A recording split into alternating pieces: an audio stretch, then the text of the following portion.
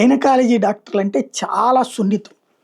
మహిళలకి సంబంధించి వచ్చే గైనకాలజీ ప్రాబ్లమ్స్‌ని సాల్వ్ చేసే విషయంలో నిరంతరం అప్రమత్తంగా ఉంటారు. అలాంటి వాళ్ళు కొంచెం అలా రిలాక్స్ అయ్యే క్రమంలో ఇప్పుడు తాము ఇబ్బంది పడటం గాకుండా ఇబ్బంది ఎదుర్కొంటంతో పాటుగా మిగతా వాళ్ళని ఇబ్బంది పెట్టినటువంటి సంఘటన ఒకటి చోటు చేసుకుంది.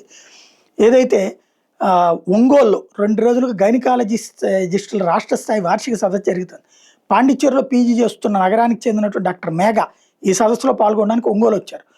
మంగమూరు సెంటర్‌లో స్నేహితులతో కలిసి కాఫీ తాగి ఆ తర్వాత బయలుదేరారు. కారు నగరంలోని పాత NH5 పద్మా టవర్స్ దగ్గరికి రాగానే అదుపు తప్పింది. తొలుత మున్సిపల్ చెత్తబండిని ఢీకొట్టింది. దాని డ్రైవర్ వసంతరావుకి గాయాలైనయి.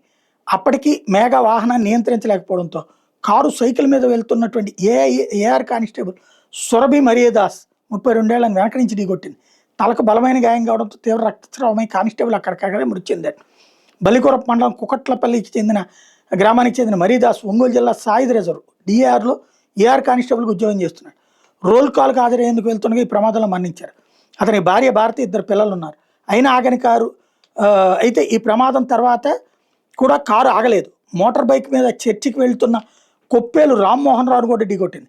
కానిస్టేబుల్ దాసు భార్య సురభి భారతి ఫిర్యాదు మేరకు తాలూకా పోలీసులు మేఘ మీద కేసు నమోదు చేసి దర్యాప్తు చేస్తున్నారు. ప్రమాదానికి కారణమైన వాళ్ళని పోలీసులు అదుపులో తీసుకున్నారు. క్షతగాత్రులను చికిత్స కోసం జీజీహెచ్కి తరలించారు.